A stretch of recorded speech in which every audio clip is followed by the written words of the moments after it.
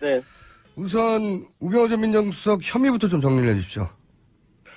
네, 먼저 크게는 직권남용과 직무유기 혐의죠. 네. 첫 번째 찍어내기를 했다는 것인데요, 공무원들을. 네. 그 외교부라든지 공정거래위원회 또 문체부 여기 공무원들을 찍어내기 하는데 일종의 이제 협력을 한다든지 외압을 가한 것이 아닌가라고 하는 의혹이 있죠. 예. 두 번째는 최순실 국정농단의 이 비리 이거를 알고서도 은폐하고 또 혐의를 숨겨준 것이 아닌가라는 진상 은폐 의혹이 있고요. 예. 세 번째는 이제 개인 비리 혐의가 있습니다. 뭐 정강의 어떤 횡령 의혹이라든지 이런 이제 개인 비리 혐의가 있고요. 그 다음에 국회에서의 이제 위증을 했다는 혐의도 있고 이렇게 해서 직권남용, 직무유기 그리고 위증 혐의 또 개인 비리 이렇게 이제 크게 보면 나눌 수 있겠죠. 근데 지난번 그 영장 청구된 영장 네. 법원이 기각을 했지 않습니까? 네네. 당시 기각 이유가 뭐였었죠? 결국은 아무래도 사실관계와 법리관계가 촘촘하지 못하다 이렇게 본 것 같은데요. 예. 뭐 늘상 하는 말인데요. 영장을 기각할 때는 범죄의 소명 정도가 충분치 않다. 예. 이런 얘기를 했었고요. 그다음에 법률적 평가에 있어서 다툼의 여지가 있다라는 말을 했습니다. 예. 그래서 뭐 그것이 사실이라 하더라도 그것이 직권남용과 직무유기에 해당하는지는 다퉈볼 여지가 있다 이런 얘기를 한 것이죠. 그런 거에 비추어서 이제 구속의 사유와 필요성을 인정하기 어렵다라고 말한 건데 아무래도 그것이 사실관계가 분명치 않고 가사 또 그 사실이 하더라도 직권남용과 직무유기에 해당하는지는 좀 다퉈봐야 되는 게 아니냐 이것이 저번에 법원의 평가였다고 볼 수 있겠죠. 전체적으로 약하다고 평가한 건데 그러면. 그렇습니다. 예, 예. 그렇습니다. 근데 이번에 검찰이 그걸 보강했나요?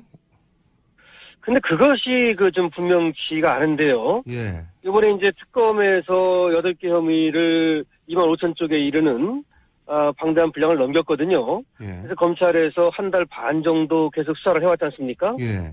그런데 이번에 구속영장을 청구한 걸 보면 개인 비리 혐의는 넣지 않은 것으로 얘기가 되고 있고요. 예. 또 뭐 세월호 부분도 이 직권남용 부분은 넣지 않은 것으로 얘기가 되고 있어서 세월호 관련해서 예. 이제 해경에 전화해서 뭐 압력을 넣었다든가 외압을 가했다는 의혹이 있지 않습니까? 이런 세월호 관련 의혹들은 빠졌어요 이번에? 그렇습니다. 광주지검의 그 당시 형사 2부인데요.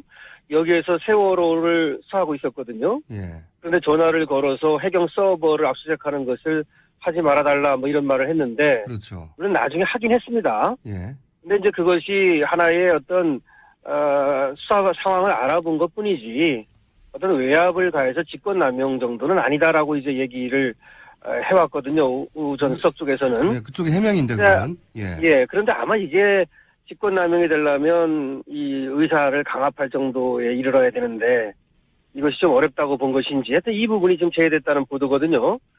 그렇다면은 개인 비리하고 이 세월호 부분이 사실은 저번에 특검에서 구속영장을 재청구하면 100% 발부될 것이다라는 말을 박영수 특검이 하면서 이 세월호 부분하고 개인 비리를 얘기했거든요. 예.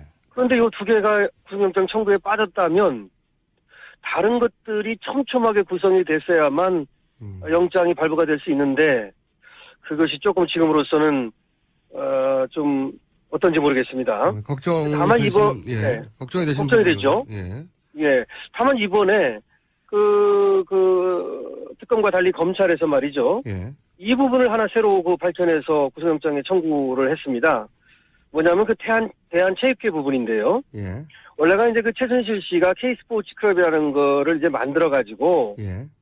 그 문체부 산하, 공용으로 하던 이, 거점 스포츠 사업이라고 하는 거, 하남에다가 하려고 했던 거 있지 않습니까? 예. 그거를 이제 소위 최순실 씨가 먹으려고 그랬던 거예요. 예. 그랬는데 이제 그거를 대한체육회에서 이제 좀 말을 안 들고 그렇게 최순실 씨가 해달라는 걸 안 해주니까, 예. 이 우병우 전 수석이 대한체육회를 감찰하려 했다는 정황이 있거든요. 아하. 다시 말하면 대한체육회를 감찰을 함으로써 외압을 가해가지고 최순실의 K스포츠 클럽 사업을 도와주도록 하려고 했다는 정황이 있습니다. 최순실 이권을 도와줬다 간접적으로. 그렇죠. 예. 근데 외압을 가하기 위해서 대한체육회를 감찰하려고 했다가 하지는 못했어요. 그것도. 어쨌든 그런 정황이 있어서 이것이 구속영장에 적시가 된 걸로 지금 보도가 되고 있거든요. 그래서 물론 이제까지 나왔던 뭐 인사농단, 예교부라든가 문화체육부라든가 공정거래위원회 그것들은 뭐 저번에 다 나와 있던 거고요. 예. 이번에 대한체육회 부분이 새로 들어간 부분이고 이것이 조금 이제 또 이 구속영장 발부에 있어서 하나 역할을 하지 않을까 이런 생각은 들지요. 그런데 이제 말씀을 듣다 보니까 세월호 관련이 빠지고 그런 것이 보강됐다고 하더라도 이게 결정적이겠구나 하는 생각까지는 좀 안 가는 게 이게 우병우 전 수석이 워낙 그 일 처리를 꼼꼼하게 자신은 빠져나가면서 했기 때문입니까? 아니면은 흔히 이야기하듯이 이제 검찰 내 우병우 라인이 건재하기 때문에 수사를 더 압박해서 못하는 이유일까요? 어떻게 보세요? 두 가지 다라고 볼 수 있어요. 둘 다요? 저는 지금, 예. 일각에서는 우병우가 이번에 영장이 발부될 것이라는 걸 낙관하는 것 같은데요. 예. 물론 그럴 수도 있습니다만은, 그렇지 않을 수도 있습니다. 영장만 보시면은, 청구된 영장의 내용만으로는 지난번과 크게 강화됐다고 크게 벌써. 달라진 것이 없다라고 그러니까요. 보이는 거죠. 예. 그리고 이제 법리 구성을 얼마나 꼼꼼히 했는지 그거는 뭐, 제가 영장을 직접 본 것은 아니니까요. 예. 그런데, 지금 앵커께서 말씀하신 두 가지 이유로, 하나는, 저번에 특검에서 얘기했던 것이 세월호 부분하고 개인 비리 부분은 분명히 인정이 된다. 예. 그래서 영장을 재청구하면 100% 확실한다라는 것이 그 두 부분이었는데, 그걸 뺐지 않습니까? 오히려 그 두 개가 빠졌다면, 예. 왜 빠졌는지는 정확히 알 수 없으나, 예. 그럼 특검과 검찰이 지금 생각을 달리했다는 거 아닙니까? 그렇죠. 아니면은 지금 세월호 부분을 특검에서 수사를 했더라면 현직 검사까지 다 불러가지고 자기들이 조사를 했더라면 전체를 밝혀낼 수 있을 것이라고 낙관했는데 예. 공이 검찰로 넘어가면서 이걸 제대로 다시 말해서 현직 검찰 법무부라든지 대검이라든지 이 부분을 다 조사를 하려면 다 파헤쳐야 되는데 예. 그거를 하다 말았을 가능성도 배제할 수 없는 거죠. 그 특검이 자신이 했던 세월호 부분은 빼버렸는데 이 세월호 부분을 빼버린 게 혹시 우병우 민정수석만 여기 관여된 게 아니라 검찰 내에 어떤 라인도 관여됐기 때문에 부담스러워 뺀 게 아니냐 이런 의혹을 가질 수도 있는 거 아니겠습니까? 그렇습니다. 예. 그러니까 두 가지 해석이 가능한 건데 이 부분을 조사를 해보니까 예. 정말로 직권남용까지 아무리 이걸 직권남용으로 영장 청구를 한다라도 법원에서 인정받기가 어렵다 그래서 뺐는지 아니면 좀 더 직권남용으로 인정을 받기 위해서는 수사를 깊이 파고 들어가야 되는데 깊이 파고 들어가지 않기 위해서 뺀 것인지는 분명치 않으나 예. 지금 이 부분이 빠진 것이 영장 발부에 어떤 역할을 하는지 좀 지켜봐야 된다는 말씀을 드리는 것이고요. 그러니까 언론이 대체로 뭐 대통령까지 구속된 상황에서 우병우 전 민정수석이야 뭐 두 번째 영장 청구인데 당연히 구속될 가능성이 높지 않겠냐고 하는 전망에 대해서 꼭 그렇지는 않다고 보시는 거군요. 그렇습니다. 그러니까 기본적으로 이제 그거는 하나의 낙관주의인데요. 대통령까지 구속이 됐기 때문에 뭐 또 두 번째 청구고 그렇게 보고 있으나 지금 그것이 법원에서 지금 이 두 가지 빠진 것이 저는 조금 다른 것이 물론 보강이 충분히 됐다면 그것으로도 뭐 영장은 발부될 수 있는 것입니다. 예. 그렇지만 그 점은 조금 제가 주목해 봐야 된다는 말씀을 드리는 것이고요. 네. 그래서 이제 검찰의 수사 의지에 대해서 의구심을 아직도 여전히 가지시는 거고요. 그렇죠? 네, 뭐 그런 면이 있다는 얘기죠. 네, 뭐 검찰에서는 나름대로는 또 물론 열심히 했다고 자평하고 있고 저번에도 검찰에서 특검에서 넘어온 거에다가 두 가지 세 가지 혐의를 또 더했다 이런 얘기도 했습니다. 그래서 저는 그 검찰의 의지가 상당한 것으로 보고 있었는데요.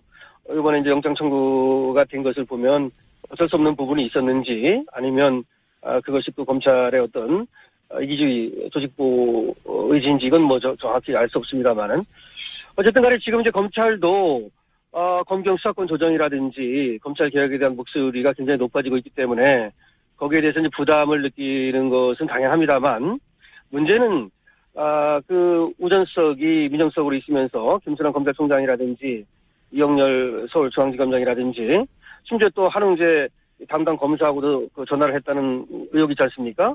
그런 것이 밝혀진 면이 있죠. 여보세요? 이건 어떻습니까? 네. 듣고 있습니다, 변호사님. 예. 예, 마지막 질문인데요. 예. 그래서, 예. 저도 그런 것들, 예. 그런 것들이 결국 어떤, 아직까지도, 그것이 영향력을 발휘하고 있어서, 그래서 또 그런 것이 아닌지 또 이런 걱정도 좀 드는 것이죠. 네. 변호사님이 이렇게 저희 연결했는데 제가 끊어진 줄 알고 여보세요 하는 건 처음이었습니다. 아, 예, 아이고. 마지막 방송사고 아닌가 모르겠습니다. 네, 마지막 질문인데요. 네네. 혹시 구속영장이 발부되지 않고 기각되면 네네. 기각될 가능성도 이제 있는 걸로 보시는 건데 기각되면 후폭풍이 어떨까요? 글쎄요, 제가 지금 어떻게 될 거라고는 예상하는 건 지금 정확할 수는 없는 것인데요. 어쨌든 그런 면이 있다는 걸 말씀드리는 것이고, 예. 글쎄요. 몇 대 몇 정도로 보십니까? 몇 대 몇?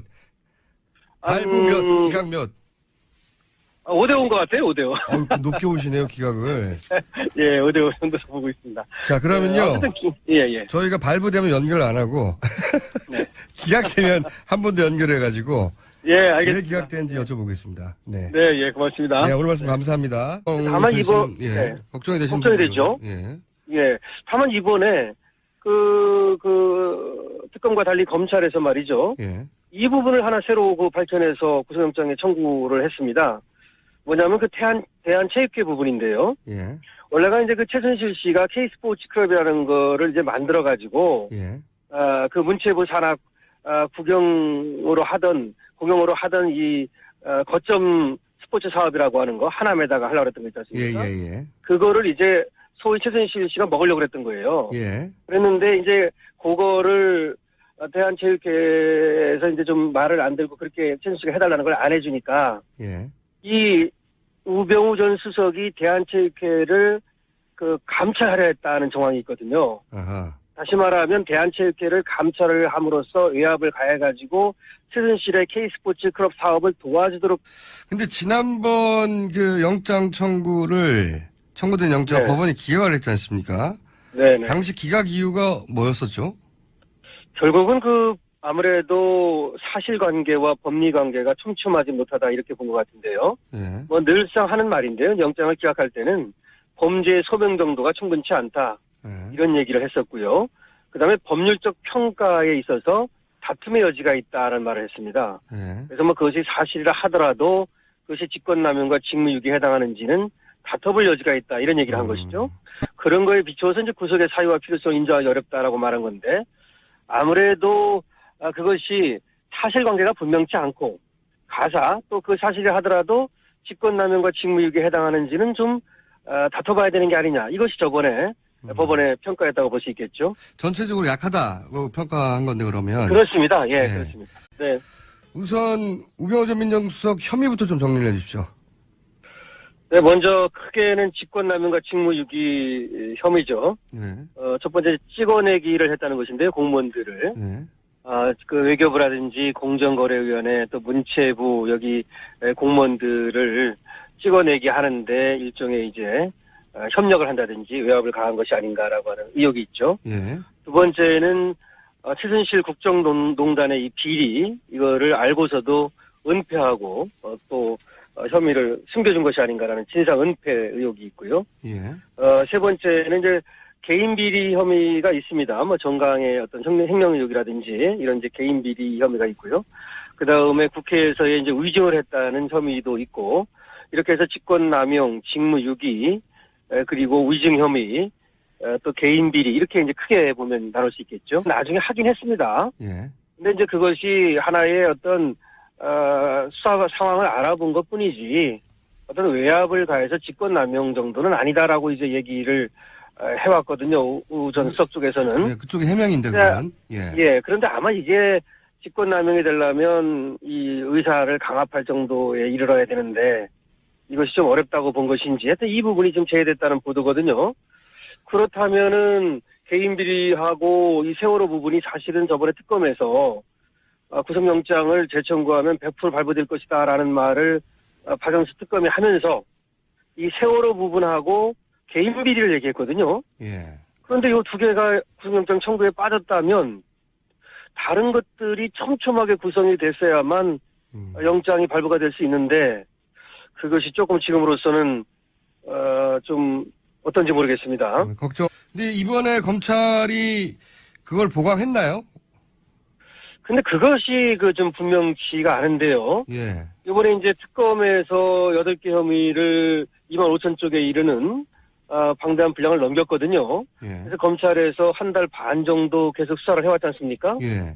그런데 이번에 구속영장을 청구한 걸 보면 개인 비리 혐의는 늦지 않은 것으로 얘기가 되고 있고요. 예. 또 뭐 세월호 부분도 이 직권남용 부분은 늦지 않은 것으로 얘기가 되고 있어서 세월호 관련해서 예. 이제 전화해서 해경에 전화해서 뭐 압력을 넣었다든가 외압을 가했다는 의혹이 있지 않습니까? 이런 세월호 관련 의혹들은 빠졌어요 이번에? 그렇습니다. 광주지검의 그 당시 형사 2부인데요. 여기에서 세월호를 수사하고 있었거든요. 예. 그런데 전화를 걸어서 해경 서버를 압수수색하는 것을 하지 말아달라 뭐 이런 말을 했는데 그렇죠.